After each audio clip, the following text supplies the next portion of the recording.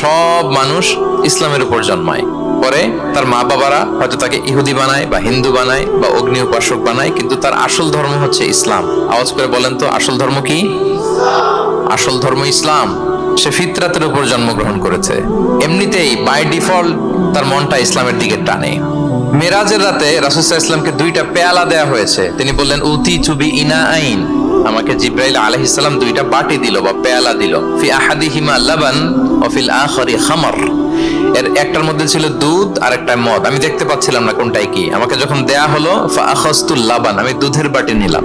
তখন জিবরিল আলাইহিস সালাম বললেন, আসবতাল ফিতরা, আপনি ফিতরাতটাই নিয়েছেন, মানে যেটা ভালো ওইটাই নিয়েছেন, যেটা আপনার সাথে সুইট করে ওইটাই নিয়েছেন। সুবহানাল্লাহ পড়েন।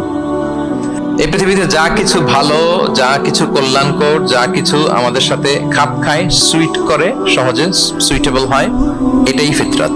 এটাই কি? ফিতরাত। তো সব মানুষ ফিতরাত